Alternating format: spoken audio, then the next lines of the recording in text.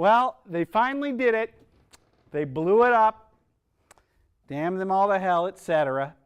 Hey, I'm Eric, and welcome once again to Every Movie Ever, the show where we try to review every movie ever made. This week, I am in an apocalypse that has been brought forth by apes dominating mankind. I'll be talking about that more a little bit later. If you go just a little bit further that way, you can see just like the top of the Statue of Liberty. It's both, well, it's terrifying. I can give you a sense of kind of what that looks like for those of you who are at home. I can't turn the camera around, but kind of what it looks like is it kind of looks like this. Okay? All right. So, hey, let's review some movies. That's what we do on the show. Again, we're reviewing every movie ever made. And we're going to start this week. This is going to be we're paying tribute to our new animal masters by reviewing movies about aminals. So here we go with our first aminal movie, $1 Million Duck. $1 Million Duck. Now there was an old Disney $1 Million Duck. This isn't that. This is a fairly recent documentary that is all about the world and the phenomenon of painting the picture that goes on the duck stamp that you can buy, and it like helps like wetlands and things. And so this is all about this surprising amount of people who compete to be the person who paints the picture that goes on the stamp. So that sounds like a super boring movie, but it's super entertaining. A lot of great colorful characters in this one, and my favorite documentaries are ones that offer a peek inside of a world that you never even knew existed, and this is definitely that. So you learn a lot about this stamp and about this whole subculture that's arisen around being the one to paint it. You learn about these three brothers who almost every year, one of these three brothers is the one who wins, and then about all these various other people who are trying to, break in there and be the one who paints this duck. It's a really good time at the movies. I'm going to give it 3.5 stars. I got another animal documentary for you. This one is from Disney. We talked about how there was an old $1 Million Duck from Disney. Well, this is a movie that is a documentary actually made by Disney. It's called The Horse with the Flying Tail. It is a featurette from like the 1950s or something. So it's, roughly about an hour. You would have seen it in the movie theaters like after a main feature. And this one is about a horsey who comes from humble origins. This is a true story about a real horse. A horsey that comes from humble origins to become like the greatest jumping horse for like jumping over them little obstacles in like the world. And he was part of like an American like Olympic team or something, and this follows his career somewhat. He's called the horse with the flying tail because when he jumps, his little tail goes whoop. It's like that. You know what? It was a pretty fun movie. A little added bonus for those of us who are weirdos that like old stuff. It's narrated by George Fenneman, who was the sidekick on You Bet Your Life, the Groucho Marx game show. Again, fun movie, 3.5 stars. Now, a movie that was not fun is Norm of the North. This was a computer animated movie that came out a few years back. I remember having seen like maybe one commercial for it and a couple of posters, and the advertising led you to believe that this would be a cartoon movie about a polar bear, what ends up living in New York City. And you know what? That's what it is. A polar bear leaves the North Pole and goes to New York City to kind of be a brand ambassador for the North Pole to try and convince people not to build condos there. The animation is not great. The people in particular are very unsettling and unusual designs. The star of this movie is none other than Rob Schneider playing the polar bear. So yeah, I think you have a pretty good sense of how dumb and bad this is just from that, but the polar bear can talk, but then people don't believe he's a polar bear. They think he's a guy in a suit, but then he becomes a media sensation, but then he's manipulated into saying that they should build condos in the North Pole, so then he and his friends have to convince people not to build condos at the North Pole. It is dumb. 1.5 stars. Here's a recent animal. So, as I have said, here we are in a future that is dominated by apes. So if you, like me, are worried about the eventual animal uprising, then The Secret Life of Pets, a recent movie from the dudes what did like Despicable Me and whatnot, you probably don't want to watch that movie. Because it's all about the things that your pets do when you're not around, and the things that your pets do when you're not around is they have complete lives that involve kidnappings and alligators and species-on-species violence and all sorts of stuff. Here's the thing, though. Let's strip it back a little bit. This does sound like a cute premise, right? It's basically the geniuses at Illumination, or whatever the name of that company is. The geniuses, they sat down and they said, hey, you know what was a good movie? Toy Story. That was a movie about what your toys do when you're not around. How can we, I don't want to say rip that off, but how can we rip that off? And they said, well, what if instead of toys, we do it with pets? Hence, The Secret Life of Pets. Is it as entertaining as Toy Story? Not even remotely. The biggest problem with this movie is nothing ever happens. The idea of spending time with your pets when you're not home and seeing them get up to wacky hijinks is not a bad one, but it's also not one that they really commit to. This is mostly an animals running around New York kind of a movie, but not even doing anything terribly interesting. It'll pass the time, but you'll feel the time. So I'm going to give it 2 stars. Up next, let's talk Eddie the Eagle. Now, this one's a cheat. This one is a straight-up cheat. I'm not even going to act like this deserves to be on a list about aminals. Because even though this is a movie called Eddie the Eagle, Eddie, not an eagle. This is a movie that stars that kid from Kingsman, Taron Gerber, something like that. He plays this true-life character, Eddie the Eagle, who is a kid who lives in London, and his whole life stream is to be in the Olympics. And the way he decides he's going to be in the Olympics is by being like a ski jumper, because he realizes that England has no ski jumping scene, or team rather, and so he decides to go to, I don't know, Iceland or Norway or whatever, and learn to be a ski jumper. Here's the thing, he's terrible at it. He is not very good at it because all these other dudes have been training like their whole lives. But this kid, you know what he's got? He's got charm. It's so much fun to watch this movie. This movie's a lot of fun. The main guy is terrific. Hugh Jackman plays his reluctant coach, and he's great, and they have great chemistry between them. This is a really heartwarming and enjoyable movie that is, in parts, pretty cliched, but, you know, kind of avoids becoming too saccharine or too sweet. It's really entertaining. It's a fun watch. It was produced by Matthew Vaughn, who directed Kingsman and X-Men First Class and a bunch of other movies.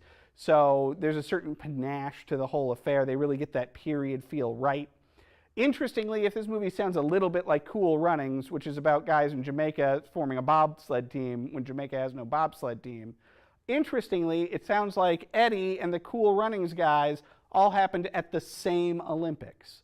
So there were apparently 2 weird teams at the Olympics that year. If you see this one on cable, check it out. It's a really good movie. It's a really good time. I'm going to give it 3.5 stars. Scooby-Doo, where are you? He's not in that movie. I'll tell you that much. I finally, after years of being like, should I watch this thing, watched that live-action Scooby-Doo movie from a bunch of years ago that's got Sarah Michelle Gellar in it and Freddie Prinze Jr. Here's the deal. It was better than I thought it would be, but that still means it was pretty bad. This is a pretty lousy movie. And here's the weird thing. The casting is pretty good. All of the guys playing the Mystery Incorporated gang. Freddie Prinze Jr. as Freddie, Sarah Michelle Gellar as Daphne. The lady Linda Cardellini or whatever from Freaks and Geeks, she's Velma, she's great. The kid from Scream that they've got playing Shaggy's pretty great. The casting's really spot on. Here's what doesn't work. One, a weird plot that hinges on actual monsters being real monsters instead of just let's pull, it turns out it's old man Smithers at the amusement park or whatever. That's dumb. Also, the CG animation they used to bring not only Scooby-Doo, but the monsters in the movie to life is horrifying. It is so creepy and disturbing to look at. To say it has not aged well suggests that there was a point at which it looked acceptable. But for a movie that came out after Jurassic Park, this thing could not look worse. And more like for our hero, Scooby-Doo, to look so unsettling and so poorly rendered and sloppy. He looks like a poorly animated burlap sack. It's just unacceptable. I can only give this movie 2 stars. So speaking of like kind of kid revival movies that came out in the 2000s that I was mildly curious about but never bothered to see, let's talk about Looney Tunes Back in Action. Ostensibly a sequel to Space Jam, the movie where, here's the thing, we're not reviewing Space Jam here, but here's what I do want to say about Space Jam. I would be curious to know the math. Where X is an amount of cocaine and Y is a number of executives, how much cocaine was snorted by how many executives before somebody said, let's make a movie wherein the Looney Tunes, who have not been at the peak of their popularity for decades, team up with Michael Jordan, who is not an actor, and we'll make that a movie. Well, anyway, it was successful enough they decided to make sort of a sequel to it. That's Looney Tunes Back in Action, where apparently Michael Jordan was unavailable, so we have replaced him with Brendan Fraser and Jenna Elfman.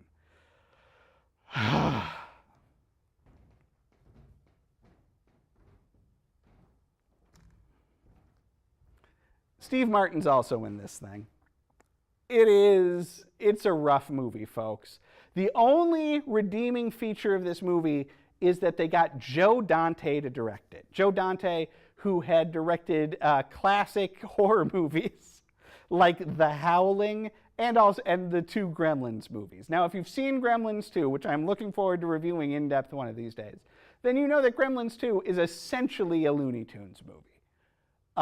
So Joe Dante seems like the perfect guy to direct a Looney Tunes movie. The problem is that at every turn, clearly, they did not let Joe Dante do what he wanted to do. This movie is just so bad. Like, none of it works. The jokes never feel right. The movie more or less stars Daffy, and they've never quite got Daffy correct. The Looney Tunes, who were once this, great transgressive presence, are sort of recast as, jaded Hollywood actors in a way that just doesn't work or feel novel. And seeing them interact with humans might be sort of fun. I mean, Roger Rabbit is such a fun movie, but these humans just aren't selling it. It's a movie that doesn't work on any level. The only redeeming stuff about it is that there are a number of really weird cameos in it, because Joe Dante likes to put these weird cameos in the movie. So there are guys like Roger Corman, and I might be wrong, but I feel like Forrest Ackerman's in this movie at one point, which is super weird. I think the Daleks show up. That's it. The background stuff is kind of fun. You can see that these are the points where Joe Dante was like, well, I'm going to get this thing into it. If I can't do this movie the way I want, I'm at least going to get this thing into it. But otherwise, it's a real stinker. 1.5 stars. All right, enough of this messing around. Let's get to the real meat and potatoes. We've got our ape overlords. They'll be entering. We're in the forbidden zone here. The apes could show up at any point. So let's start. Let's talk. Let's talk animals. Let's talk ape invasion. Let's talk Planet of the Apes. We're talking, of course, about the original Planet of the Apes, starring Charlton Heston. As classic and iconic a science fiction movie as you can imagine. This is still one of my absolute favorites. Everything about this movie, about a team of astronauts who go on a space mission. Their spaceship crashes on a planet where apes, gorillas, chimps, orangutans, they're in control, and humans are just sort of are mute creatures who sort of stumble around and are more or less pets and animals and things. This is an absolute classic science fiction movie, scripted by the great Rod Serling of The Twilight Zone. Everything about this movie is great. The social commentary and satire of it is as sharp today as it was then, which is both rewarding and sort of disappointing that the commentary is still relevant today. The production design is amazing. The truly unusual and unsettling score by Jerry Goldsmith does so much to help fashion this world. Chuck Heston is terrific. The apes, Kim Novak and Roddy McDowall in particular, are really terrific. This is a great, great movie. The end, of course, with the great twist, where, spoiler alert, I'm going to give you, if you somehow have gotten this far in your life without having seen Planet of the Apes or hearing how it ends, I'm going to give you a couple of seconds here. Okay. It was Earth. The Planet of the Apes is Earth the whole time. It's such a great reveal, and I feel a little bad talking about it here because as a young man, I somehow had not had that spoiled for me. And when that ending shows up, where Charlton Heston sees the ruined Statue of Liberty, and he realizes that this whole time he hasn't been on an alien world, he's just in the future of his own, is just so mind-blowing and great. What a great movie. There's no other rating I can give it. It's got to be 5 stars. Let's embark on the Ape sequels. Planet of the Apes was such a huge success that they made a ton of sequels. And I'm going to be honest with you, none of them ever quite reach the heights of the original. And the sequels are all, to varying degrees, drive-in movies or B-movies of some shade or another. This all starts with Beneath the Planet of the Apes, a movie that they could not convince Charlton Heston to be in. They finally got him to agree to be in it for a little bit at the end. So we spend most of this movie implausibly with a new astronaut who has also crash-landed on the Planet of the Apes, this time played by Finder of Lost Love's James Franciscus. I know that means a lot to you kids out there, and even the people my age, but whatever. James Franciscus teams up with Charlton Heston's girlfriend. They're on the run from some apes. When they literally go beneath the Planet of the Apes, they find like an old abandoned subway, and down there are the ruins of New York City. Clearly the producers felt like they needed to top that Statue of Liberty. And so there's a great ruined subway set that transitions to a not so great ruined, like outside of the New York Library and stuff set. And living down there under the earth are some more humans, but they're mutants, and they, at one point, they like peel their faces off, and they've got these like this weird veiny skin, and they're like weird psychic dudes that worship an atomic bomb. This movie's not very good. The best part of which is they worship this atomic bomb. At one point they like say like the Our Father, but every time you're supposed to say God or whatever, they put bomb in there, and they sing like hymns to the bomb. It's really silly. This movie, especially after the greatness of Planet of the Apes, this one is a disappointment, I think. Some props to the weird mutant guys, but overall, I think it's a disappointment. It is also the only movie of the original Ape cycle to not feature Roddy McDowall. I am only going to give it 2 stars. So I didn't mention it, but at the end of Beneath the Planet of the Apes, they literally blow up the Earth. They literally set off this atomic bomb, and it literally destroys the planet. So what are we going to do for a third Apes movie? Well, it turns out that Zira and Cornelius, the main apes from the first movie, Kim Hunter and Roddy McDowall, they get in James Franciscus' spaceship. Don't ask. Don't ask. They get it into space, and when the Earth blows up, they get hurled back in time. So Escape from the Planet of the Apes kind of takes the original idea, turns it on its head. Now instead of a human and ape society, it's 2 apes in human society. This is like the Star Trek 4 of ape movies in that it is intentionally a hoot. There's a lot of slice of life stuff in here. There's a lot of great, funny moments of the apes trying to make it in our society and figure out what's going on. This one, listen, if you're going to do these movies, you may as well do something wacky like this. And this one is an absolute hoot. Roddy McDowall really cements his importance to the franchise here. It's a terrific movie. And did I mention that it has Ricardo Montalban in it as a circus owner who befriends the apes? I like this movie a lot, friends. It does once again have a super downer ending. I'm going to spoil it because there's no way I can talk about the movie that comes after this without spoiling it.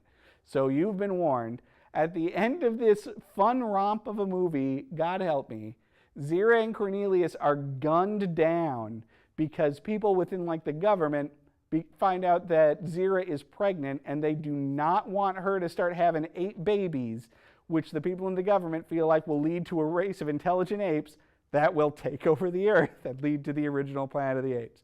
So they kill Zira and Cornelius at the end of the movie. Super bleak. The only redemption to that, though, is that they swapped babies at some point, and at the end we see Ricardo Montalban with a talking chimp baby. I do like this movie a lot. 3.5 stars. So after we escape from the Planet of the Apes, now we have the conquest of the Planet of the Apes. It is, I don't know, 20 or 30 years later, and Ricardo Montalban has raised Zira and Cornelius' boy to ape manhood. Once again, played by Roddy McDowall, now playing his own character's son. Why not? This movie takes place in a semi-dystopian future wherein there has just been a plague where all of the dogs and cats in the planet have died. And so they are now trying to train apes to be like live-in servants and things. Through some script complications, Roddy McDowall's ape ends up in this training group. He takes the name Caesar and leads an ape revolt wherein they overthrow society, at least to some degree. It's a terrific, to position it historically, it is a really terrific allegory for race in America and for the sort of riots that were becoming an issue in the 70s and the unrest.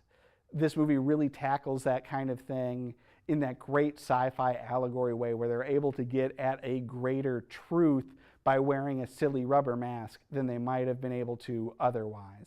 It's got some great action sequences in it. It builds to a really stirring conclusion. It is a movie that I think has really informed, more than any movie other than the original Planet of the Apes, the new ape movies that are in theaters now. I recommend it very highly, 4 stars. So they close out the original Ape series with Battle for the Planet of the Apes. Roddy McDowall's Caesar is back. The Earth has slid further down the apocalypse scale there, the apocalypse slide. And now it's sort of a wasteland, and you've got the remnants of humanity and the apes battling each other. The problem with this one is that's kind of forgettable. This is not a movie that I remember a ton about for whatever reason. It never stuck in there like even Beneath does, but it's entertaining. It does a better job of its plot than Beneath does, and it gets a real bump by having these beginning and ending bumpers featuring the lawgiver, who's the ape character, sort of an ape messiah character who like laid down the law for ape society. He's at the beginning and the end of it as played by John Huston, the great director John Huston. So Battle for the Planet of the Apes, I'm going to give it 2.5 stars. Now, right now, we've got a whole new cycle of apes. Greetings, humans. Do not be alarmed. We have taken over your picture box. We tire of this bald-pated human speaking against our ape movies, and so we end his transmission.